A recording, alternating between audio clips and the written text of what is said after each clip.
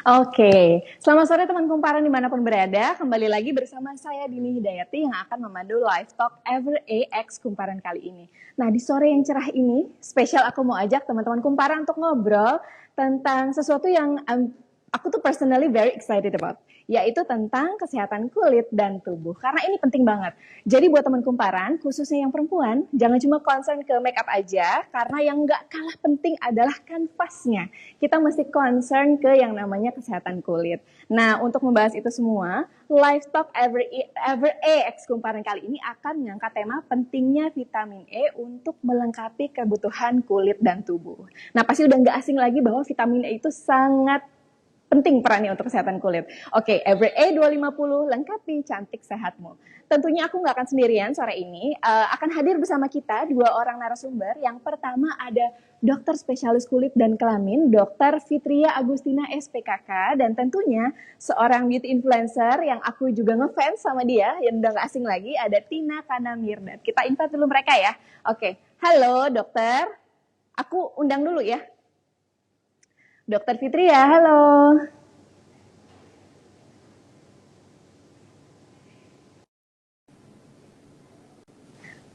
Aku masih berusaha connect dulu sama Dokter Fitria. Dokter Fitria, halo. Ya. Ini dia. Hai, halo. Apa kabar? Baik, dokter, apa kabar? Baik, alhamdulillah. Gimana sore ini? Alhamdulillah. Seger, sehat cerah ya? Kita dok ya. Warnanya alhamdulillah, hijau. Oke dok, sekali. aku sekarang mau invite Tina dulu ya dok ya. Aku boleh, silakan.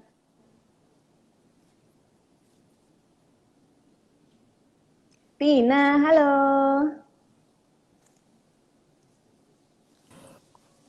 Hai, ini dia. Hai, Tina, apa kabar? Kabar baik. Halo Mbak Dini, halo Dokter Fitria. Hai Mbak Tina, apa kabar juga? Seger juga nih hijau ya? Seger ya? Tina lagi sibuk apa? Aku lagi sibuk apa ya? Aku lagi punya hobi baru, lagi suka sepedahan. Terus juga lagi sering masak-masak belakangan ini di rumah. Kamu tuh paket lengkap gitu ya? Paket lengkap ya? Aduh.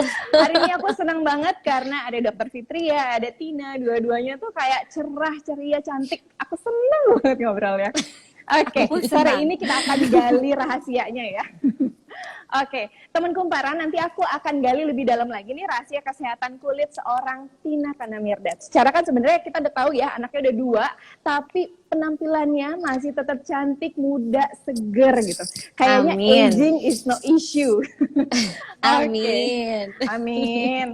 Oke, buat teman kumparan yang mau bertanya kepada kedua orang narasumber kita, boleh ke Bu Dokter, boleh ke Tina, silahkan drop pertanyaan kalian di kolom live chat Instagram kita hari ini. Nah, beberapa orang yang beruntung akan aku bacakan pertanyaannya dan nanti akan langsung dijawab oleh para narasumber kita. Oke, tanpa berlama-lama lagi, aku mau langsung aja nih ngobrol ke Dokter Fitria dulu, karena banyak banget sebenarnya udah aku list nih dok pertanyaan yang mau aku tanya. Oke, boleh.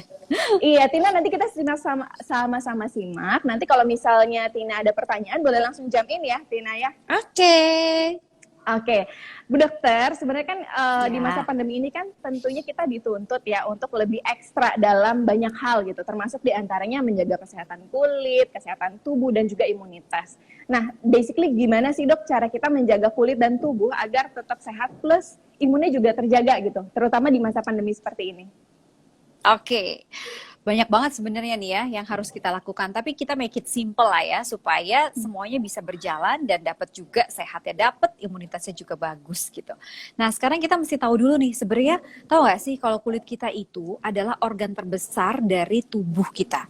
Jadi ternyata kalau dijembreng kulit itu sekitar 2 meter square lebarnya, dan beratnya itu untuk dewasa sekitar 10% dari berat badan tubuh, berat badan orang dewasa. Jadi 10% tuh sebenarnya cuma untuk kulit aja gitu. Nah, kalau kita lihat sebetulnya kulit itu ada lapisannya kan, lapisan yang paling luar epidermis, kemudian masuk lagi dermis, kemudian masuk lagi yang subkutan atau hipodermis. Nah, untuk epidermis ini dia fungsinya banyak sekali karena sebagai pelindung paling luar. Kalau kita pegang paling luar, pokoknya kalau semua kan pasti akan kena kulit dulu kan. Benar. Nah, jadi Fungsinya Benar. pertama sebagai pelindung, sebagai sawar atau barrier. Jadi intinya sebagai pelindung. Kemudian akan menjaga keseimbangan air dan ion. Jadi tubuh kita tentunya akan tetap dipertahankan kandungan airnya, tetap dijaga supaya tidak terjadi penguapan air berlebihan. Kemudian jangan lupa juga bahwa ternyata kulit kita tuh punya fungsi imunitas loh. Jadi kulit itu karena barrier paling luar, pelindung paling luar, secara alami memang berfungsi sebagai organ imunitas juga, sebagai innate immunity atau imunitas bawaan. Jadi kalau kita menjaga kulit, otomatis imunitas kita juga akan terjaga. Nah, kemudian kulit juga memiliki peran sebagai proteksi terhadap radiasi ultraviolet yang tentunya berefek tidak baik bagi tubuh kita maupun bagi kulit dan keseluruhan untuk tubuh kita, gitu ya. Nah, bagaimana caranya supaya mereka semua fungsi-fungsinya tetap terjaga? Tentunya kita harus melakukan step-step simple. Yang pertama, bersihkan kulit. Bukan hanya kulit wajah, tapi kulit tubuh. Supaya apa? Kalau kulitnya bersih, otomatis kulitnya juga sehat, tubuhnya juga sehat, imunitasnya baik. Karena tadi kan kulit juga sebagai organ imunitas kita kan. Kemudian pilih sabunnya tentunya betul. Artinya sabunnya harus pH-nya balance, jangan bikin kulitnya kering. Pakai airnya juga yang betul. Kalau suka pakai air hangat, jangan air yang panas loh. Emang enak sebetulnya. Kayaknya kalau udah capek. Bener banget. Bener ya? Enak ya, Mbak Tina. Nyaman. Mbak Dini Aku pasti- banget, Dok. Tahu kulitnya Bagus ya. kering. Nah, habis kita mandi pakai air panas, biasanya kering. Makanya perhatikan, kalau bisa sebaiknya supaya kelembapan kulit tetap terjaga, kalau mau pakai air hangat, hangat suam-suam kuku aja. Ya, sekitar 37, 38 derajat. Dan bilas terakhirnya air dingin. Itu akan membuat kelembapan kulitnya lebih baik. Kemudian setelah mandi, tadi airnya udah betul, sabunnya udah betul, jangan lupa pakailah pelembab. Pelembab itu penting sekali. Jadi pelembab akan berfungsi supaya penguapan dari kulitnya juga nggak berlebihan. Jadi kulitnya fungsinya akan tetap baik karena kelembapannya terjaga. Dan yang paling penting dalam merawat kulit juga harus pakai sunscreen yang sifatnya broad spectrum. Apa sih broad spectrum itu? Jadi kalau misalnya Mbak Tina sama Mbak Dini pasti kalau pakai sunscreen dilihat tuh SPF berapa sih, kepo Iya, gitu kan ya, benar. pengen tahu Iya, ya. ya. Nah, teman-teman yang di sini bergabung juga pasti pingin tahu nih berapa sih SPF-nya. Nah, jangan lupa SPF itu perlindungan terhadap ultraviolet B. Tapi ada ultraviolet A loh. Ultraviolet A berarti kita harus lihat sunscreen yang ada kode PA+. Biasanya perlindungannya itu. PA+++. Iya, Oke. betul. Ada yang pikirnya Oke. PA++ ya. Nah, itu dari luar. Dari dalam gimana? Nah, dari dalam untuk supaya kulitnya sehat, tubuhnya sehat, imunitas baik. Aduh, sebenarnya gampang banget sih menyebutkannya. Cukup istirahat. Cukup gak istirahatnya? Ini Mbak Tina sama Mbak Cukup Dini aku nggak ya? worried nih. Aku Kayaknya insya Allah cukup. Aku Insya Allah. Insya Allah cukup. Karena Rasanya belakangan sih ini mau cukup. ya minimal begitu. 7 jam gitu. Nah, good banget. Bagus. Tapi kita suka tergoda nonton ini nggak sih? Drakor. Drakor gitu. Sebelum mengenal sepeda aku suka tergoyah untuk nonton drakor, sekarang udah gak mau lagi. Karena Karena bisa sepeda berbagi. Naik sepeda ya. Jadi betul Oke. sekali, istirahat harus cukup. Berapa jam sih istirahat? Sebetulnya tergantung usia. Kalau seusia kita, oh kok kita sih, kayaknya saya yang paling senior di sini ya. Kalau untuk usia sudah dewasa, kebutuhan 7-8 jam oke. Tapi kalau misalnya untuk anak-anak bisa 9-10 jam, ya lebih kecil lagi, lebih banyak durasi tidurnya. Dan semakin tambah usia, biasanya semakin pendek waktu tidurnya. Kemudian yang kedua, dengan gizi seimbang. Jadi perhatikan konsumsi juga. Jadi dari luar aja gitu. Gizi seimbang. Ada seraunya gitu ya. Nah, kemudian tadi tuh Mbak Tina lakukan penuhi kebutuhan cairan. Oh iya Cairannya, bener. Iya. Ini air putih isinya, air putih pakai es kan. batu. Nah, itu betul banget. Jadi kita terpenuhi, berikan asupan air 2-2 asa ya untuk bisa dihitung. Sepertinya ini ada oke. Dokter sama Tina sudah kembali. Oke. Tadi aku sempat hilang. Aman, Oke. Mbak Dini. Balik lagi. Kemudian rutin berolahraga. Rutin berolahraga. Oke. Kenapa tuh, Jadi Dok? Kenapa? kenapa rutin berolahraga? apa sih hubungannya gitu ya. Jadi ternyata pada saat kita berolahraga, exercise, Mbak Tina rasanya apa? Happy nggak sih? Happy banget. Happy banget. Pada saat Iya. kita happy, itu sebenarnya ada yang namanya serotonin release. Serotonin itu salah satu hormon yang memang hormon happy. Kalau serotonin rilisnya itu baik, kita rasanya happy, semua homeostasis atau keseimbangan dalam tubuh kita juga baik. Kemudian kalau kita berolahraga, fungsi dari jantung kan akan bagus tuh. Pompa Yes, benar. oksigen, pompa nutrisi yang tadi udah kita dapatkan dari makanan bisa sampai ke sel-sel yang ada di perifer. Oke, Jadi oke, oke. you did it, Mbak Tina, udah bagus banget, yeay gitu kan. Imbang ya dok ya, udah lengkap ya. Betul banget, jadi- Pantesan gitu, glowingnya tuh udah nggak kaleng-kaleng lah. Iya, nggak kaleng-kaleng, karena udah semuanya nih. Jadi ya begitu sih Mbak Dini, jadi tetap Oke. harus dari luar dan dari dalam. Oke, tadi aku ada yang menarik nih dok. Cuci muka, bersihin muka bukan cuman, maksudnya bersihin tubuh tuh bukan cuma muka, tapi juga badan. Kadang tuh kita lagi WFH, rasanya karena di AC, lupa, aduh nggak usah mandi lah, orang nggak kotor gitu kan rasanya.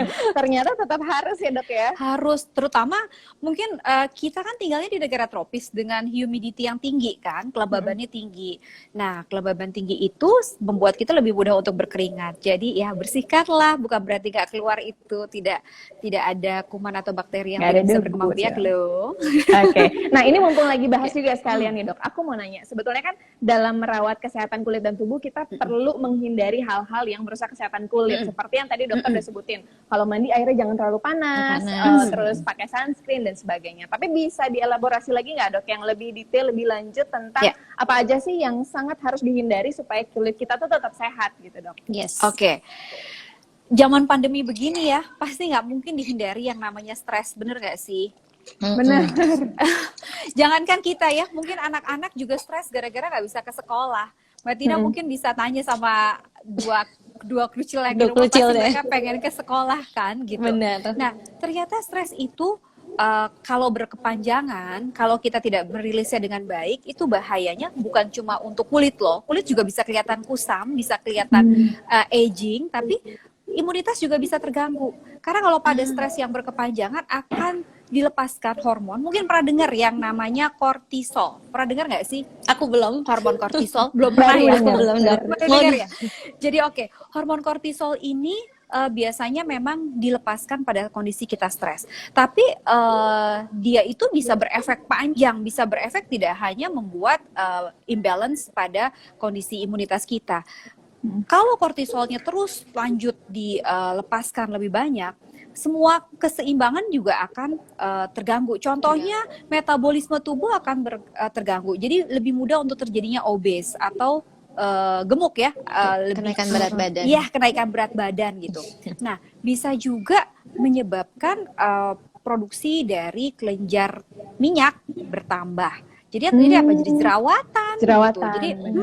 Jadi yang step yang paling mudah adalah kalau kita nggak stres nggak mungkin, tetapi how to deal with the stress atau mungkin lebih ke arah stress management yang lebih baik gitu kali ya. Iya, Gitu. Kemudian hindari lagi yang kedua adalah hindari rokok dan hindari mengkonsumsi alkohol. Kenapa sih rokok? Jadi rokok itu ternyata, aduh, saya mudah-mudahan di sini sifatnya mengedukasi ya, jangan habis ini pada komplain. Jadi rokok itu banyak kandungan bahan yang berbahayanya. Nah, bahan berbahayanya itu dari sekali menghisap itu kurang lebih sekitar 4.000 tuh sampai itu kalau kita jot down satu-satu. Jadi ya harus hindari rokok karena bahan-bahan tersebut akan meningkatkan terbentuknya radikal bebas. Radikal bebas yang terbentuk kalau pada kulit yang terjadi apa? Dia akan membuat kulit jadi lebih mudah tua karena akan terjadi degradasi kolagen, kolagennya jadi lebih hancur cepat, terus kelihatan kulit kusem gitu ya. Nah, kemudian untuk imunitas juga sama juga, kalau sudah terdeposit lebih banyak akan terjadi imunitasnya juga turun. Nah, kemudian apalagi alkohol. Alkohol itu kalau dikonsumsi terus-menerus akan merusak organ terutama liver. Liver itu di dalam tubuh kita atau hepar atau hati. Kan jantung hatimu gitu ya. Nah, hati itu akan berfungsi untuk detoksifikasi, menghancurkan semua racun. Kalau memang hatinya rusak, hatinya fungsinya tidak baik, otomatis pengeluaran atau detoksifikasi dari tubuh secara alami akan terganggu gitu. Terganggu. Jadi lebih luas lagi Oke, jadi sebenarnya kalau misalnya kita, karena ini lagi ngomongin kulit ya dok ya, kadang tuh muncul jerawat tuh bukan kayak salah skincare-nya gitu, enggak, bisa jadi kita Ya, konsumsinya atau stres, kurang tidur dan iya, sebagainya ya dok ya. Oke, betul. so we have to be aware tentang kebiasaan dan tubuh kita juga. Yes. Betul. Ini Yes, aku dari setuju. tadi perhatiin, Tina tuh kayaknya udah banyak banget Ada, pertanyaan yang mau disampaikan, silakan Tina. Kelihatan deh gitu. Senyum-senyum aku pengen banyak nanya. Dok, aku penasaran sebenarnya tuh gimana sih cara ciri-ciri kulit yang sehat atau nggak sehat? Kayak aku bener-bener butuh penjelasan dari seorang dokter yang emang paham banget nih. Ada nggak sih kita Oke. kayak ciri-ciri yang bener-bener Iya, gampang iya. banget sebenarnya kita pelajarin di rumah? Ini menarik pertanyaan Tina dok, aku nambahin dikit. Jadi kadang tuh kalau kita ya, maksudnya udah mikirnya, oh kalau yang sehat itu yang kulitnya putih bersih gitu, yang agak gelap yang kurang sehat. Kadang kan masih suka kayak gitu kan dok. Padahal sebenarnya mungkin bukan itu ya ukurannya ya dok ya. Bukan deh ya, gitu. Oke, apa banget, gampang dan yuk kita bareng-bareng di sini. Kalau ada yang punya kaca atau kalau kita mungkin bisa lihat di layar gitu ya. Tangannya yang pasti mudah-mudahan udah bersih. Kita lihat dulu deh. Kita lihat wajah masing-masing. Pertama warnanya Oke. gimana? Oke, kita lihat wajah kita warnanya rata nggak sih warnanya? Itu yang pertama. Lihat. Jadi kulit yang sehat, mungkin yang paling gampang kita lihat di wajah ya, warna rata. Rata nggak warnanya? Coba lihat dulu. Kemudian coba dipegang. Kalau dipegang, rasanya halus dan kenyal. Oke, pegang. Halus kenyal ya. Mbak Dini oke, halus kenyal. Dok, Oke. Iya, masih Mbak Tina masih juga ya. kenyal. Oke. Buat ukuran umur Alhamdulillah. lumayan Kemudian, dok. iya, bebas. Oke, sip. Untuk lanjutnya apalagi setelah warnanya rata, kemudian dipegang dia kenyal, halus, dan kalau dilihat glowing. Aduh, kelihatan banget nih semuanya mukanya pada glowing di sini. Jadi saya bisa deteksi dari jauh kalau insya Allah mudah-mudahan semuanya kulitnya sehat. Oke, Amin. glowing. Amin. Dan karena warnanya rata berarti tidak ada penumpukan pigmen yang tidak tepat. Jadi tidak ada flek, tidak ada jerawat. Itu sebenarnya tanda-tanda dari kulit yang sehat. Jadi dari kasat mata saja sebenarnya sudah bisa terlihat karena ya itu tadi kulitmu ada mencerminkan kesehatanmu. Itu benar sekali karena apapun yang terjadi kalau kita nutrisinya kurang, kalau terjadi gangguan fungsi organ gitu. Gitu dok, Aku pernah gangguan baca fungsi deh, organ. kalau nggak salah. Betul. Aku baru tahu. Ini menarik deh. Aku pernah baca dok, tapi sekilas ya udah lupa gitu. Jadi kalau misalnya jerawat di daerah Iya, tertentu iya. di wajah itu menunjukkan ada masalah di organ dalamnya gitu. Itu bisa nggak sih dok secara singkat aja dipetain? Oke. Jadi sebetulnya kalau gangguan organ di dalamnya sih kalau untuk jerawat lebih ke arah gini. Kalau jerawat nih tiba-tiba muncul, artinya memang bukan orang yang berjerawat ya, tiba-tiba muncul terus udah gitu terutama di daerah sini nih, di daerah mandibula atau rahang bawah, daerah dagu gitu, daerah sekitar sini jawline, betul sekali. Tiba-tiba muncul. Nah, itu paling sering berhubungan dengan ada stres nggak, istirahatnya cukup atau enggak, bukan ke arah kosmetik, tapi lebih ke arah habit yang memang berubah atau memang ada sesuatu yang menyebabkan hormonal imbalance yang paling sering dengan induksinya atau pencetusnya adalah gara-gara kurang istirahat atau ada stres gitu. Karena kalau memang dia karena kosmetik biasanya begitu flare up rata di daerah wajah yang lain gitu ya, terutama daerah T-zone kan pipinya kena, daerah hidung kena, ini kalau khas di daerah dagu hilang timbul gitu. Dan pengaruh hormon juga bisa.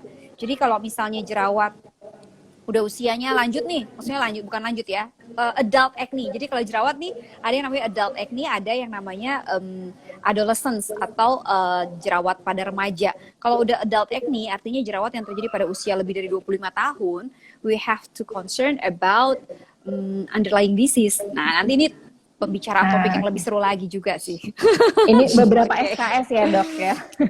Iya, Oke, betul. ini aku mau lanjut lagi dok. Nah, soal makanan yang kita Nge-freeze Mbak Dini. saat dalam menjaga kesehatan kulit. Halo? Ini emang suka ujian Aman dok? sekarang. Udah aman? Aman. Oke, aku kayaknya baca bismillah lagi deh, Aman bismillahirrahmanirrahim. sekarang.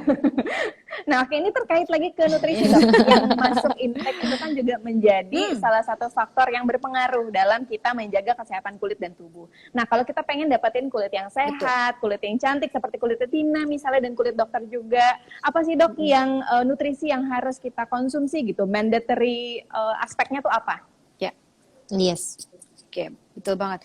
Jadi tadi kembali lagi supaya kulitnya sehat, otomatis apa saja yang harus kita berikan kepada kulit itu ya, supaya dia benar-benar bisa berfungsi seperti yang diharapkan, seperti yang memang semestinya. Perhatikan asupan dari makronutrien dan mikronutrien. Makronutrien tuh sebenarnya gede-gede, yang isinya karbohidrat, sudah gitu lemak gitu ya, terus sama protein, itu makronutrien. Kalau mikronutrien itu isinya adalah vitamin dan mineral. Nah, jadi mikronutrien ini meskipun mikro, tapi itu sangat penting. Karena mungkin kalau karbohidrat, lemak, protein, kita sudah dalam keseharian kita mengkonsumsi makanan, nutrisi kita udah ada itu. Tapi coba concern juga untuk masalah mikronutrien, kandungan vitamin. Apa saja sih vitamin yang penting? Nah, vitamin itu yang memang tetap diperlukan untuk menjaga supaya fungsi kulitnya itu baik, supaya kulitnya itu sehat. Perhatikan asupan vitamin A-nya, perhatikan asupan vitamin B kompleks, vitamin C, vitamin D, kemudian vitamin E, dan vitamin K. Itu penting. Oke. Kemudian untuk mikronutrien kan tadi ada vitamin dan mineral. Untuk mineralnya juga perhatikan asupan seleniumnya bagaimana, kemudian asupan kuprum, kemudian asupan atau tembaga dan seng, zinc dan kuprum, tembaga dan seng. Jadi bukan seng yang buat itu ya, yang buat apa tuh? Bukan buat atap gitu ya, bukan. Tapi ya kuprum dan seng. Karena semuanya itu akan saling membantu untuk memberikan nutrisi yang baik pada kulit dan membuat kulit bisa berfungsi dengan baik. Jadi kulit yang sehat gitu. Nah, tadi kan dokter nyebutin nih banyak sekali variasi vitamin ya untuk mensupport kesehatan kulit dan tubuh kita. Aku tuh tapi sering banget familiar tentang vitamin E, tapi sebenarnya aku juga kurang tahu sih spesifik manfaat vitamin E itu buat kulit dan imunitas tuh apa sih dok? Kenapa populer banget gitu vitamin E untuk kesehatan kulit? Betul sekali, itu penting banget ya, karena vitamin E itu jadi vitamin E itu yang biasanya ada. Sebenarnya kalau kadarnya paling tinggi di dalam tubuh kita tuh lebih ke arah alfa, kan ada alfa, ada beta, ada gamma, ada theta. Nah, biasanya kadarnya itu yang suka tinggi di dalam tubuh biasanya ada gamma. Kemudian tapi dari konsumsi yang paling stabil ikatannya adalah alfa tokoferol. Nah, alfa tokoferol ini atau vitamin E ini efeknya sebenarnya sangat banyak pada tubuh. Salah satunya vitamin E ini memiliki efek sebagai antioksidan. Jadi bagaimana dia bisa berefek sebagai antioksidan? Karena ternyata vitamin E ini dia bisa mencegah untuk terjadinya lipid peroksidase. Apa sih lipid peroksidase gitu ya? Pusing banget. Nah, jadi di dalam sel itu ada membrannya kan, ada luarnya. Nah, membran sel yang bagian luar itu kalau misalnya ada radikal bebas, membran selnya itu akan rusak. Nah, kenapa bisa rusak? Karena terjadi lipid peroksidase. Jadi peroksidase lemak yang terjadi pada membran sel. Jika kita mengkonsumsi vitamin E dengan baik, karena vitamin E itu didapatkan dari makanan. Tubuh kita nggak bisa membuat vitamin E, tapi kita dapatkan dari makanan yang kita asupkan ke dalam tubuh dalam konsumsi harian kita. Nah, itu maka proses terjadinya lipid peroksidase itu bisa ditekan atau bisa dicegah sehingga tidak terjadi kerusakan sel. Jadi artinya apa? Artinya nggak terjadi prematur aging. Artinya bisa fungsi-fungsi dari sel itu berjalan dengan baik karena dia memiliki efek. Kemudian ternyata kalau lebih dalam lagi, vitamin E itu selain memiliki efek antioksidan, dia juga punya efek mencegah peradangan, antiinflamasi. Jadi ya sangat baik tentunya ya kalau memang kita cukupi kebutuhannya dengan memiliki efek antiinflamasi akan sangat baik. Kemudian membantu sel-sel imunitas dalam hal ini. Dengar gak sih yang namanya, mungkin sekarang lagi happening banget kan, yang namanya sel B atau limfosit B, pernah dengar gak?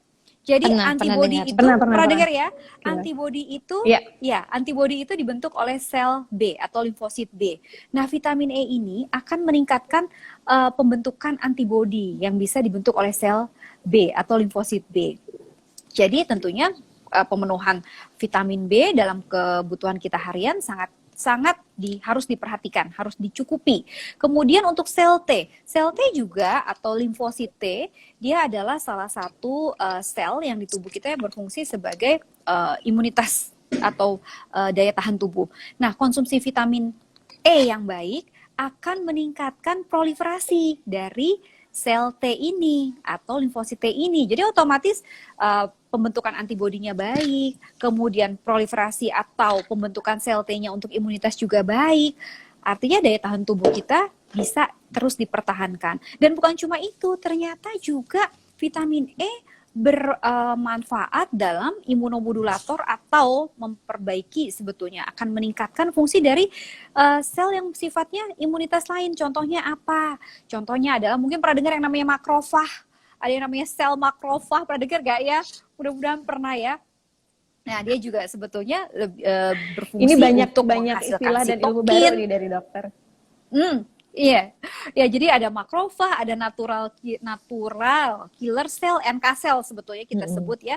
Kemudian ada juga yang namanya dendritic cell. Nah, ini sel-sel yang makrofag, kemudian dendritic cell, terus NK cell atau natural killer cell.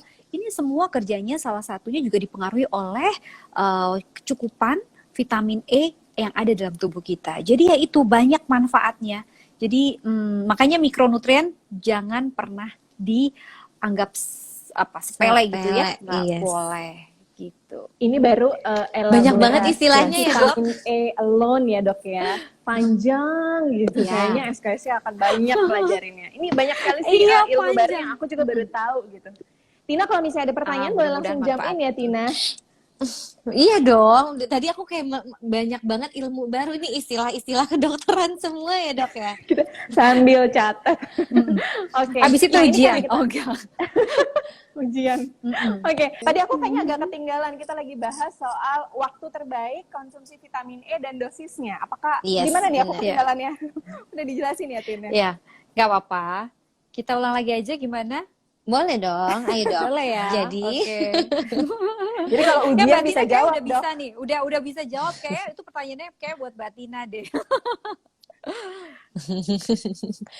jadi dok tadi gimana dosisnya? Oh yang tadi sampai ini loh dok, kalau misalnya terlalu banyak bisa menghambat pengentalan pembekuan darah ya. Pembekuan. Iya, Iya. iya, betul. Jadi gini. Jadi pokoknya minum vitamin E itu harus dalam keadaan perut terisi. Jadi jangan dalam keadaan perut kosong karena vitamin E itu Oke. larut lemak. Kalau perut kita kosong percuma karena tidak akan terserap dengan baik. Itu yang pertama. Kemudian pastikan kita tidak mengkonsumsinya membabi buta. Jadi konsumsilah vitamin E yang memang sesuai dengan dosis anjuran. Berapa dosis anjurannya? Dosis anjuran itu tidak lebih dari 400 international unit per hari. Per hari ya. Jadi dengan kita mengkonsumsi seperti misalnya Evere 250 ini sudah cukup 1 kali sehari. Kemudian kenapa sih kok emang sebegitu bahayanya ya kalau kita berlebihan mengkonsumsi vitamin E? Nah sebetulnya salah satu yang kita harus cegah adalah kondisi yang namanya overdosis dari suatu vitamin sekalipun. Jadi pada kondisi di mana konsumsi vitamin E yang berlebihan, mungkin targetnya supaya awet muda, supaya tetap kelihatan nggak pernah menua, tapi Iya, aku baru mau nanya, tapi Dok. konsumsi sebanyak-banyaknya gitu. Nah, itu nggak tepat karena ternyata akan membuat salah satunya adalah risiko perdarahan. Apaan tuh risiko perdarahan? Jadi karena vitamin E yang berlebih itu ternyata akan mengganggu proses agregasi trombosit. Apalagi nih agregasi trombosit kalau kita luka, kita berdarah. Kan pengen berdarah itu cepat berhenti dong ya. Iya. Nah, untuk berdarahnya itu cepat berhenti, maka diperlukan adanya pembekuan darah, adanya clotting secepat mungkin. Nah, itu terjadi karena adanya agregasi trombosit. Nah, jika meminum vitamin E yang berlebihan dan out of control, ini bisa terganggu. Jadi berdarah nggak mau berhenti-berhenti, kan nggak mau seperti itu. Terus ada hal-hal lain yang harus diperhatikan dalam mengkonsumsi suplementasi. Intinya gini, ini adalah suplementasi baik vitamin maupun mineral untuk memenuhi kebutuhan tubuh. Betul ya? Tapi sebetulnya kebutuhan tubuh itu yang paling utama dipenuhi dari makanan. Betul? Nah, Yes. jikalau dari makanan tidak terpenuhi dengan baik, barulah kita mengkonsumsi suplementasi. Namanya suplemen. Suplemen itu kan tambahan. Tambahan. Dan Ya, dan ya. pastikan. Kemudian ada beberapa kondisi yang kita harus waspada dengan mengkonsumsi vitamin E. Contohnya apa? Misalnya kalau kita mengkonsumsi obat-obatan, misalnya obatnya itu adalah Orlistat atau misalnya juga kolestiramin, itu biasanya absorpsi vitamin E-nya akan terganggu, nggak terlalu Oke. optimal. Kemudian kalau kita mengkonsumsi warfarin, mungkin ada beberapa yang bergabung sore ini, saudaranya kah atau siapa orang tuanya mengkonsumsi warfarin yang fungsinya untuk pengenceran darah. Nah, ini dalam kondisi seperti itu kan biasanya tambah usia justru terjadi pengentalan darah. Pengentalan darah. Sehingga mengkonsumsi obat-obatan yang fungsinya mengencerkan darah. Nah, pada orang-orang yang mengkonsumsi obat-obatan pengencer darah, misalnya warfarin, tentunya hati-hati dalam mengkonsumsi vitamin E. Tidak boleh vitamin E dosis tinggi. Dan kemudian juga ternyata dengan mengkonsumsi vitamin E, kalau terlalu tinggi dosisnya itu akan terjadi gangguan pada absorpsi ferrum atau zat besi. Jadi ya pastikan bahwa memang vitamin E-nya itu sesuai gitu. Dan Aku pikir ya, tadi sempat kepikiran dok, karena biar cepat kenceng kulitnya, ya konsumsi vitamin E-nya makin banyak gitu. Siapa tahu bisa glow in the dark juga. Benar ya, Dok?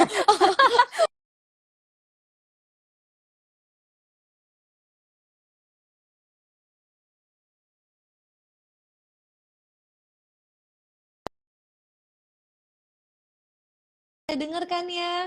Oke, ini aman. Udah. aman ya, aman, sip.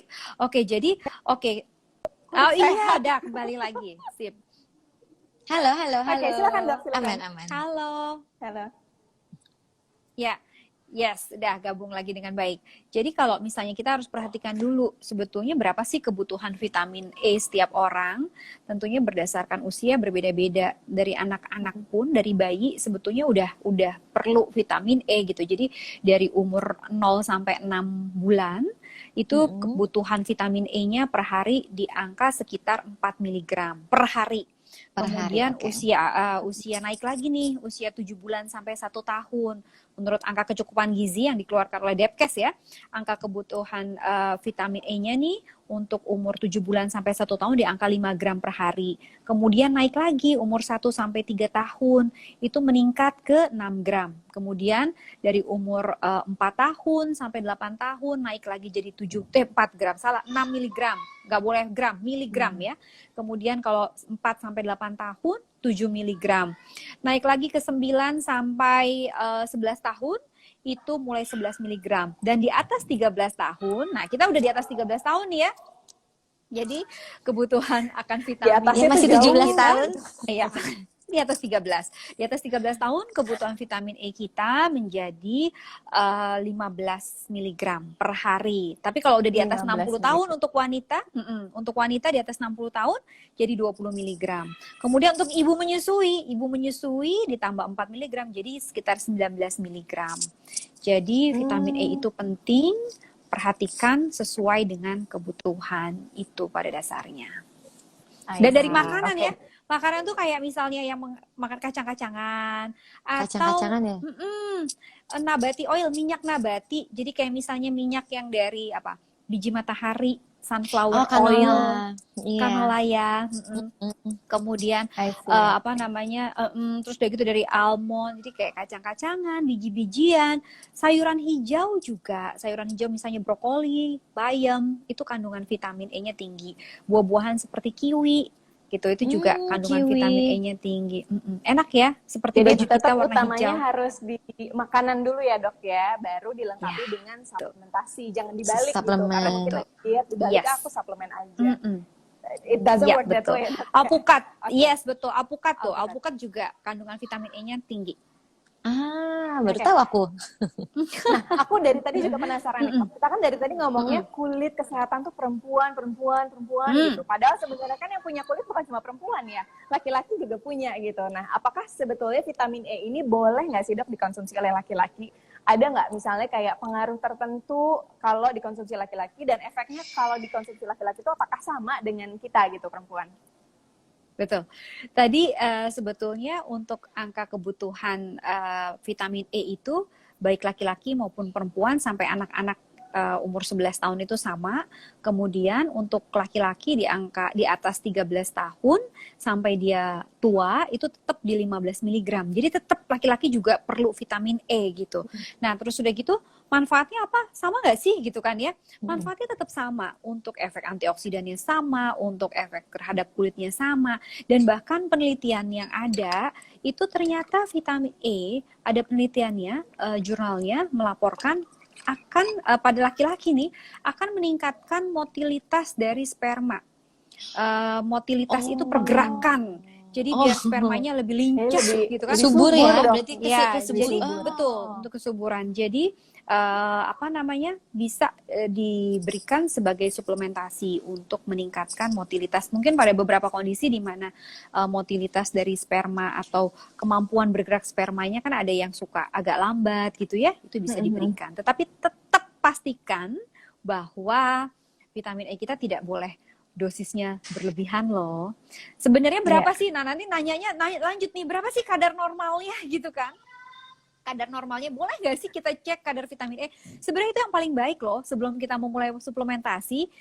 We have to check it first so we know the base untuk data dasarnya. Baseline-nya kita tahu. Jadi kadar Yang vitamin dicek tuh di tubuh kitanya, Dok, maksudnya? Iya, dari darah. Betul sekali, dari oke. darah. Iya, dari darah. Meskipun sebenarnya kalau misalnya kita kurang vitamin vitamin E, kurang vitamin E itu kelihatan sih ada gejala-gejalanya, yaitu apa? Kayak lemes, letih, fatigue gitu ya. Terus udah gitu bisa juga numbness tuh kayak baal ya, kebas gitu, nggak berasa. Terus udah gitu gangguan penglihatan, bisa juga ada masalah imunitas. Tapi kalau mau lebih objektif, cek aja kandungan vitamin E dalam darah. Kadar normalnya yaitu antara 5,5 sampai 11 miligram sampai 17, salah. 5,5 sampai 17 ya, miligram per liter. Noted. Oke. Ya, jadi kalau kadar vitamin D dalam darah kita nggak dalam interval itu, artinya kita harus mengkonsumsi. Terutama misalnya udah kurang dari 4, itu sifatnya wajib untuk diberikan suplementasi. Selain kejar dari makanan ya, tapi mungkin kejar dari makanan nggak akan, kalau kondisinya kekejar sudah ya, Dok, ya, defisiensi nggak kekejar, suplementasi harus diberikan gitu. Oke, ini jawaban dokter sebetulnya juga aku tadi sambil ngintip-ngintip komentar, ada banyak juga yang nanya nih, vitamin ini buat kesuburan bisa nggak sih? Gitu. Banyak Ternyata banget udah deh tadi yang terjawab ya, nanya. Dok, ya. Iya, makanya. Iya. Oke, jadi sebetulnya memang penting banget vitamin E untuk kesehatan kulit dan juga tubuh, dan juga bisa menambah imunitas ya, karena memang ya kulit kita itu cover seluruh tubuh kita gitu. Dia memang menjaga gitu ya barrier pertama. Nah, sekarang aku mau ke Tina. Udah nggak sabar aku sebetulnya dari tadi mau nanya Tina. Aku ngefans sudah sama Tina. Nah, kalau menurut pandang Tina nih, definisi cantik dan sehat itu seperti apa sih buat Tina? Definisi cantik kalau misalnya di luar fisik ya, cantik itu buat aku adalah siapapun yang happy ya, bahagia lahir dan batin. Kalau udah bahagia lahir dan batin, dia ngikutin passionnya dia, apapun yang dia rasa bagus untuk diri dia, yang membuat diri dia happy, selama itu positif, itu definisi cantik. Terus kalau misalnya dari segi fisik ya, punya kulit yang sehat, kulit tubuh yang sehat itu udah salah satu definisi yang cantik. Nggak mesti putih, nggak mesti harus putih, nggak. Buat aku kayak kulit gitu mau enggak ya, dengan glowing, dengan merawat tubuh, itu definisi cantik sih. Nggak harus melulu tentang kulit harus putih apa segala macam, nggak, lebih ke happy dan glowing, itu definisi cantik buat aku. Oke, dan sebenarnya sudah terlihat cantiknya. Gitu, aura bahagianya, aura sehatnya itu sampai ke aku. Jadi kayak you are the definition of cantik gitu. Nah, aku mau tanya juga nih. Tina kan anaknya ada 2 ya. Aku ingat a few years back pertama kali ketemu Tina offline di kantor Kumparan. Dan kamu tuh nggak berubah gitu, glowingnya nggak berubah, kayak freezing aja gitu cantiknya. Sebenarnya kamu tuh mulai kapan sih memperhatikan kesehatan kulit sampai bisa outputnya tuh kayak gini? Pasti kan prosesnya panjang ya. Dari masih ABG atau gimana? Sejujurnya nih ya, aku itu dulu sebelum nikah agak clumsy ya. Apa aja aku bodo amat gitu, nggak pernah namanya pakai sunscreen. Pas kibra di tengah Serius? lapangan nggak peduli. Kayak gitu aku sebenarnya. Cuman Oke. semenjak nikah kan lebih kayak worry ya. Gimana Mhm. caranya membuat suami kalau misalnya pulang tuh adem gitu kan ngeliat istrinya. Jadi mau nggak mau mulai mikirin, oh ngerawat ngerawat tubuh tuh penting. Terus apa namanya? Salah satunya juga selain merawat tubuh, aku juga ngikutin hobi aku. Aku suka banget makeup-makeupan sendiri di rumah. Jadi kalau misalnya ditanya tentang mulai kapan, kayaknya semenjak nikah deh aku udah mulai aware. Cuman buat yang nonton, aku sarankan jangan kalau bisa sebelum menikah itu akan menjadi Lebih investasi baik. yang lebih baik. Benar. Aku telat ini, baru awal nikah, tapi kan aku nikah juga udah lama ya. Jadi memang harusnya as early as we can ya. Dok, ini Iya. mumpung ada dokter juga gitu. Seberapa early sih Mm-mm. dok sebenarnya kita harus ngerawat kulit? Let's say misalnya aku sama kayak Tina. Waktu kayaknya Mm. ketika belum menginjak usia 30-an, itu sunscreen tuh kayak males gitu. Nggak pernah mau. Bener Begitu udah muncul banget. freckles, baru sadar diri. Oh my God, gitu. Harusnya pakai sunscreen dari dulu. Nah, sebenarnya dari sedini mungkin, balik lagi sedini mungkin. Jangan salah loh, bayi pun tetap perlu sunscreen, terutama tetap. Jadi kan kayak perawatan itu skincare pasti dari bayi baru lahir pun pasti kita perhatikan dong, karena mulai dari membersihkan kulitnya pakai sabun, kemudian dia dilengkapi juga dengan menggunakan pelembab moisturizer dan sunscreen pun diberikan dari sedini mungkin. Karena efek UV-nya ini memang akan berefek nggak cuma hanya orang dewasa aja, tapi dari kecil juga. Tapi perhatikan kandungan sunscreen-nya. Kalau untuk anak-anak, pastikan nih. Jadi sekarang kalau beli nih harus lebih waspada nih. Perhatikan komposisinya apa.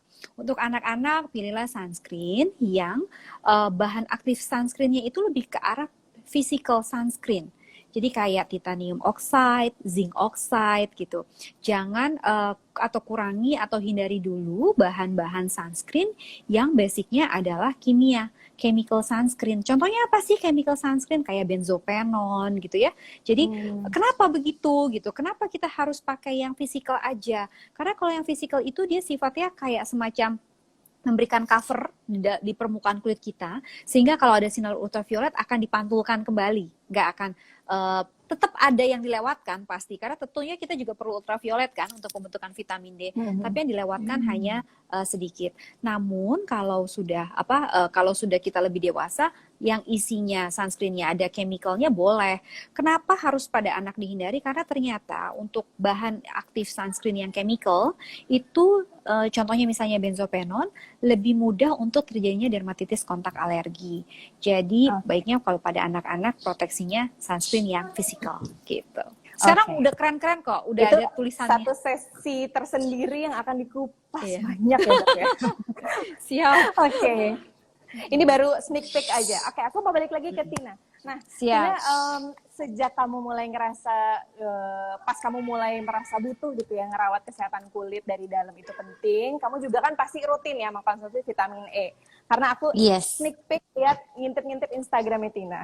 Share dong Tina pengalaman kamu, sejak kapan sih kamu rutin konsumsi vitamin E? Nah, jadi sebenarnya nih ya, aku tuh baru tahu kalau pas nyari tahu kan semenjak pandemi kan mulai aware sama yang namanya menjaga imunitas gimana. Kalau sebelum-sebelumnya nggak tahu kenapa nggak sekonsen sekarang kan udah 1 tahun belakangan ini mencari tahu gimana caranya supaya imun tetap terjaga supaya nggak gampang kena virus kan. Tadi match sih sama apa yang dokter jelasin kalau ternyata tuh vitamin E pas aku browsing bukan hanya vitamin C, tapi vitamin E itu juga baik untuk menjaga imunitas. Nah, karena aku lagi browsing, jadi mau nggak mau kayak nyari tahu nih produk apa sih yang bisa, suplemen apa yang bisa aku konsumsi yang aman untuk aku konsumsi daily. Karena lagi pandemi kayak gini, aku pasti segala macam vitamin selain makan makanan yang sehat, lebih sehat daripada sebelumnya, lebih tepatnya. Aku juga mencari tahu gimana caranya supaya imun aku kejaga. Dan ilalah, akhirnya aku menemukan EverE 250 ini, dimana yang bikin aku save pertama kali adalah, Mbak Dini, dia itu vegetarian. Walaupun aku bukan vegetarian, tapi aku tuh kalau misalnya ngedengar sesuatu, kalau aku mendengar sesuatu yang produk yang vegetarian tuh kayaknya ngerasa lebih aman, karena kan berarti baik kan buat tubuh gitu, tanpa gitu. Dan pas tahu ini vegetarian, aman buat Bumil dan ibu menyusui. Terus pas aku packaging, kenapa sih gitu kan? Kok dia bisa segitu amannya? Ternyata karena vegetarian itu bener nggak sih? Mudah-mudahan kayak dari kapsulnya itu tuh luarnya tuh dibuatnya dari rumput laut. Jadi kenapa aman buat vegetarian dan kandungannya itu bener-bener kayak natural vitamin I tunggal. Dan itu bener kalau misalnya kalian lihat di packagingnya, ini makanya pentingnya kalau misalnya kita beli produk dan kita baca komposisi, itu bener-bener di belakang tuh nggak ada bahan lain selain natural vitamin E 250 IU. Terus aku langsung kayak udah aku kalau untuk daily consume pengennya yang aman dan akhirnya menemukanlah ada di Everea 250 ini. Dan aku biasanya tadi aku sempat deg-degan dok pas dokter ngasih tahu soal dosis karena selama ini aku kalau misalnya lihat di packaging gak dikasih tauin pagi, siang atau malam, tapi emang 1 kali sehari kan aku konsumsi. Nah itu aku setiap pagi setelah habis sarapan cukup 1 aja. Bener kan dok? Makanya aku sempat deg-degan nih udah pas. jelasin. Udah pas. Oke, Iya. jadi itulah rahasia Tina punya kulit sehat dan cantik ya. Yang sebenarnya udah terpancar juga kelihatan nih sekarang di layar. Aku tuh memang maksudnya senang banget ngintipin Instagramnya Tina karena I know you will do the research. Jadi the hard work dikerjain sama Tina, ya udah aku percaya, terus aku ikut. Dan sebenarnya tuh kalau misalnya aku nggak akan nyebutin brand ya, cuman kayak kalau misalnya mostly di produk-produk lain itu tuh kita tuh bisa kayak harus minum 2-3 kapsul. Cuma ini karena 250 dan itu kan takaran yang cukup kan ya dok ya. Jadi cukup 1 kapsul aja tuh udah cukup betul, memenuhi untuk kebutuhan sehari-hari. Betul. Nah, tapi Tina selain manfaat untuk menjaga kesehatan kulit gitu ya, kamu ngerasain nggak sih ada manfaat ekstra yang kamu rasain nggak setelah mengkonsumsi Everea 250 ini? Nah, balik lagi ke yang tadi imun, aku alhamdulillah cuman pernah sekali selama pandemi sejauh ini alhamdulillah insya Allah sehat terus semuanya juga yang nonton ini kita sehat. Baru sekali sakit, biasanya aku ya dalam setahun udah familiar lah ada beberapa kali sakit. Ini aku cuman pernah sakit sekali di awal tahun di awal pandemi tahun lalu. Dan sisanya aku ngerasa kayak imun aku selain olahraga yang cukup dan aku merubah pola hidup, pola makan, pola tidur, terus ditambah lagi aku rutin mengkonsumsi vitamin E, itu imun aku ya insya Allah kejaga gitu. Aku ngerasanya gitu, jadi mungkin lebih ke imun ya. Lengkap ya berarti ya, alhamdulillah sih. Memang sekarang yang paling penting itu juga ya imun gitu, sehat itu udah countless blessings lah. Nah, sebenarnya dari tadi aku ngecekin juga nih komentar banyak banget, minta dibacain pertanyaan dan pengen tahu rahasia kulit glowingnya Tina. Tadi udah dikasih tahu. Belinya di mana Tina? Sebenarnya udah ada di mana-mana. Kayak kalian jalan sedikit ke Indomaret, ke Alfamart, ke K24, ya? Iya, ada di e-commerce juga ada, bener-bener ada di mana-mana. Jadi gampang banget. Terus ini kalau misalnya kayak paling simple sih yang ini sih yang aku nyebutnya amplop ya. Nih, dia isinya tuh ada 6. Ya kayak amplop soalnya tuh. Dia isinya 6, terus sebenarnya juga ada yang isi 12 sama 30. Komplit. Tapi aku kayaknya kalau misalnya harus memilih gitu, aku pilih yang langsung banyak sih, biar aku nggak keluar masuk rumah gitu, terpaparnya lebih sedikit. Dan langsung saran aku sebagai seorang ibu-ibu, aku tahu harga-harganya kan. Ini paling ekonomis. Dan harganya juga emang oke banget.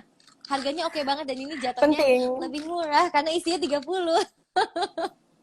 Bisa buat sebulan ya. Penting memang kalau buat ibu-ibu tuh sambil calculation. Nah, oke. Ini pertanyaan terakhir buat Tina dari aku. Oke, Tina. Ini kan kita kayak agak delay gitu nyampainya. Nah, teman kumparan di rumah dengerin baik-baik. Ini pertanyaan aku ke Tina. Karena Instagram Everea ini @cantiknya kulit sehat akan mengadakan giveaway berhadiah. Hadiahnya cukup menarik pastinya dan jawaban yang paling relate dengan jawaban Tina berikut ini. Oke. Apa sih Tina tips yang bisa kamu share ke teman kumparan supaya bisa punya kulit dan badan yang sehat serta imunitas yang kuat? Oke, tipsnya apa Tina? Oke, tipsnya dari aku pastinya akhirnya semenjak pandemi itu banyak banget hikmahnya ya. Pandemi itu banyak banget hikmahnya semenjak aku benar-benar mendirikan dan udah berjanji sama suami aku kita pengen hidup lebih sehat, yaitu tidur yang cukup. Minimal 7 jam itu kalau aku prinsip aku sama suami aku. terus olahraga rutin, bukan dijadiin diet, oh aku harus ngurusin berat badan, jangan mindsetnya kayak gitu, tapi dijadiin lifestyle, bagian dari pola hidup, jadi long lasting. Jadi pikirin hobi kalian apapun itu, olahraga yang bisa kalian jalankan selama-lamanya, karena emang kalau olahraga tuh ternyata segitu pentingnya. Dan juga konsumsi makanan-makanan yang sehat, dan kalau untuk kulit memang vitamin E itu penting. Dan aku senang karena akhirnya tahu selain untuk kulit, mata pun juga, benar ya dokter ya? Aku Ya, ngerasa juga betul. mataku nih udah mulai nih, walaupun belum plus ya, alhamdulillah belum sampai plus, cuman ya aku mulai concern sama kesehatan mata. Ternyata vitamin E itu juga bagus buat mata, kulit, dan juga imunitas gitu. Jadi, dan stay happy. Gimana sih? Nggak bisa Stay happy. seterus-terusan, ya nggak bisa terus-terusan happy, tapi selalu pengen ngerimain diri untuk back on track, kembali lagi ke track-track yang tepat gitu di kehidupan. Itu. Oke, nah teman-teman kumparan dicatat jawaban Tina, karena tips tadi adalah bocoran jawaban dari giveaway dari Instagram @cantiknyakulitsehat. Untuk dapat hadiah menarik, jangan lupa direkam, dicatat tadi tips dan jawaban dari Tina. Aku juga sebenarnya sambil recall juga gitu.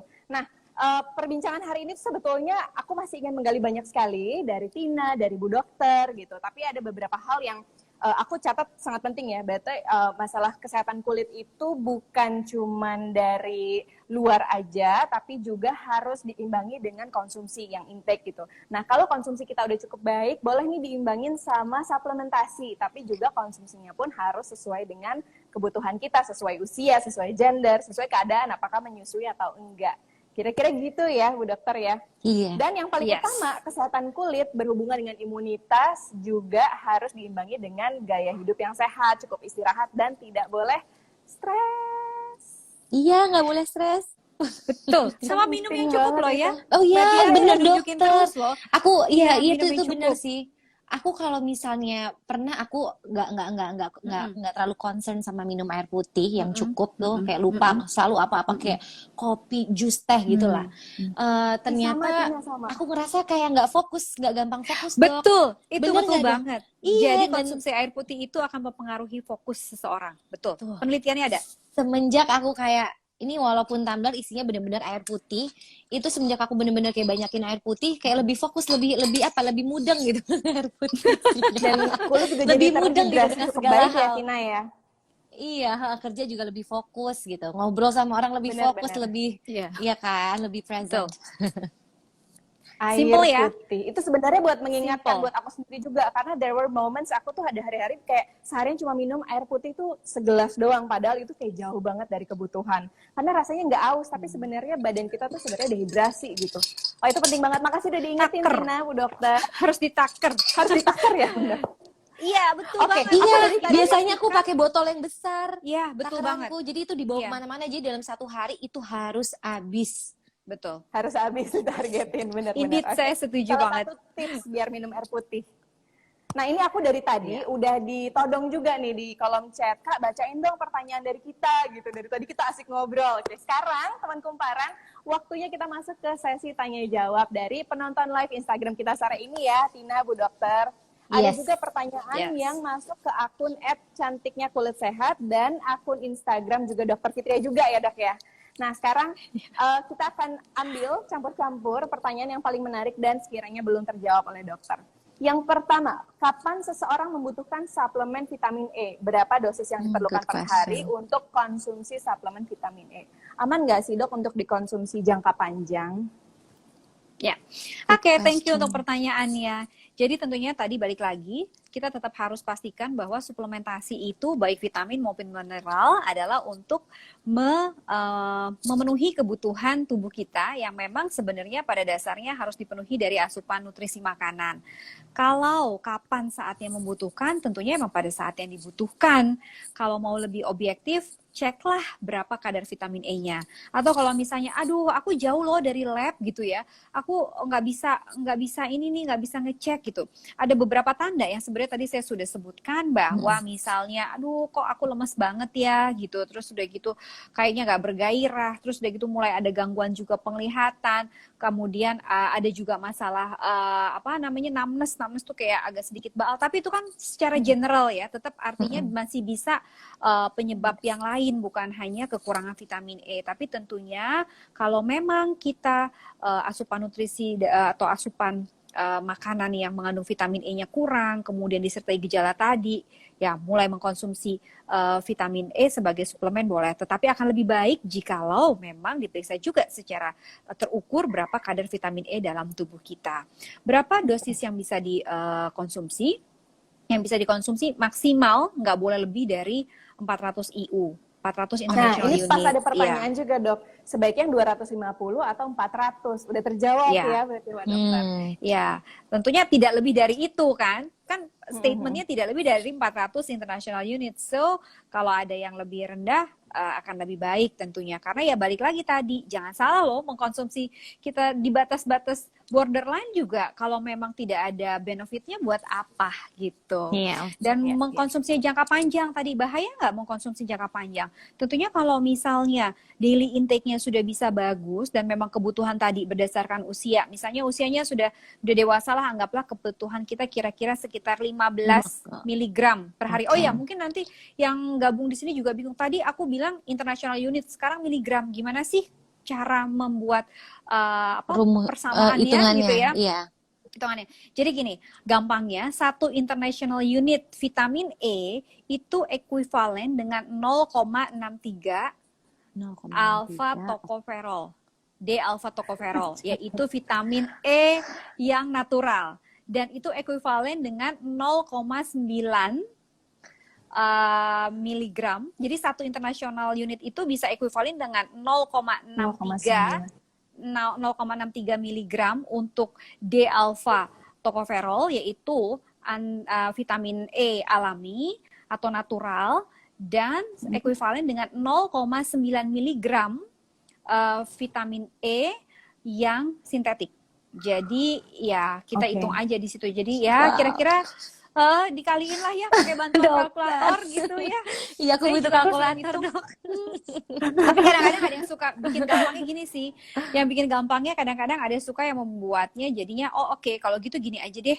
1 miligram itu sama dengan 1 sampai 2 international unit. Udah gitu. Karena kan ada yang 0,6 tuh. Tadi jadi dibalik 1 miligram vitamin E itu ekuivalen dengan 1 sampai 2 international unit vitamin E gitu. Sambil mengasah hitung-hitungan. Ya Kita coba. minum air putih biar fokus tentang ini. Itu dia makanya aku air putih mana air putih. Oke, aku lanjut ke pertanyaan kedua, Dok. Ini juga dari tadi lumayan banyak, Dok. Apakah konsumsi vitamin E itu bikin gemuk? Nah, ini penting. Nah, iya. Penting banget. Banget penting. Karena sekarang banyak banget yang konsumsi loh vitamin ini karena mungkin dari asupannya kurang gitu ya. Gak mau takut gemuk, gak mau Sebetulnya mengkonsumsi vitamin itu gak ada yang bikin gemuk. Gak ada yang bikin gemuk. Kenapa? Yang bikin gemuk adalah Nah, yang bikin gemuk adalah efek mengkonsumsi vitamin tadi. Jikalau tadi kebutuhan mikronutrien kita terpenuhi, baik mineral maupun vitamin, otomatis tubuh akan bekerja lebih optimal. Homeostasis tubuh akan terjaga, semua organ berfungsi dengan baik. Semua on track semuanya. Apa yang terjadi? Badan kita rasanya enak.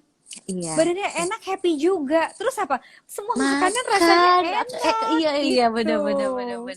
Jadi sebetulnya kalau dibilang minum vitamin bikin tambah gemuk, iya itu sebenarnya nggak berkorelasi. Cuma dikorelasiin aja. Karena sebetulnya yang membuat dia akan badannya lebih baik, semuanya akan lebih baik, dan ya udah karena badannya enak kan rasanya juga kita lebih happy ya, lebih enak ke badanku, enteng semua happy gitu.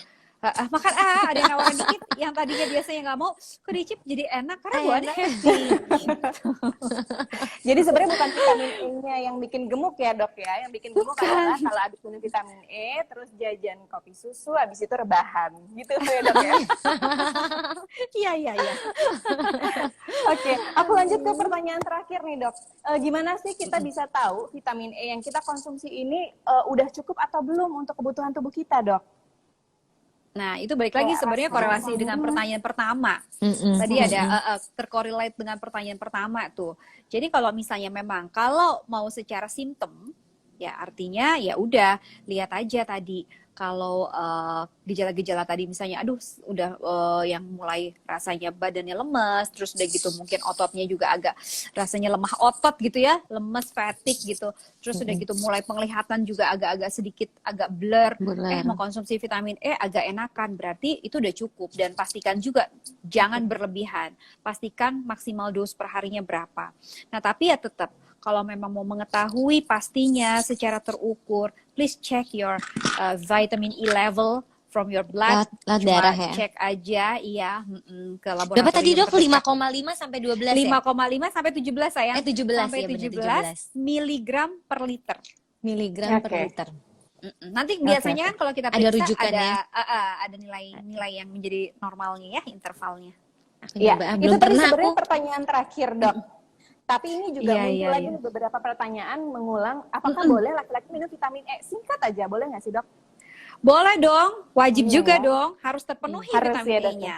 Gitu. Ya mungkin ini tadi baru join belakangan, karena vitamin E ternyata mempengaruhi laju sperma ya dok ya. Jadi lebih subur. Bisa memperbaiki motilitas. Bisa memperbaiki mobilitas. Ya. Motilitas. Jadi motilitas ya. Jadi biar lancar gitu loh. Ya karena laki-laki juga punya kulit kan ya dok ya, jadi ya boleh. Cuma Iya memang dong. ada ukurannya yang sedikit berbeda dengan perempuan. Oke. Ya. Nah, sebenarnya masih banyak pertanyaan yang muncul. Aku juga dari tadi ditodongin kak. Banyak pertanyaan banget aku gitu. Mohon maaf karena waktunya terbatas. Kita nggak terasa udah sampai di penghujung acara. Terima kasih ke Dokter Fitria. Terima kasih juga ke Tina. Makasih. Terima kasih juga. Terima kasih banget juga. ya ilmunya hari ini. Seru. Yes. Nanti kita ketemu lagi insya Allah. Tina, dokter sehat-sehat semua. Sampai ketemu lagi. Sehat juga Mbak Dini. Sehat juga Mbak Dini. Thank you Dokter Fitria.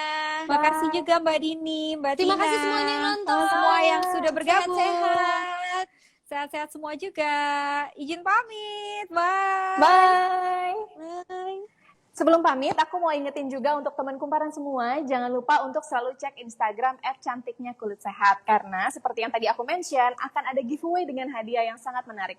Yang mana jawabannya tadi udah ada nih di tengah obrolan kita bareng Tina dan Dokter Fitria. Bocorannya udah ada, tinggal dicatat dan langsung dijawab. Nah, terima kasih untuk semua teman kumparan yang sudah menyaksikan IG Live kita sore ini. Semoga memberi manfaat positif untuk kita semua. Sampai ketemu di live talk lainnya bersama saya, Dini Hidayati, dan semua kru yang bertugas pamit undur diri. Ever E250, lengkapi cantik sehatmu. Sampai jumpa.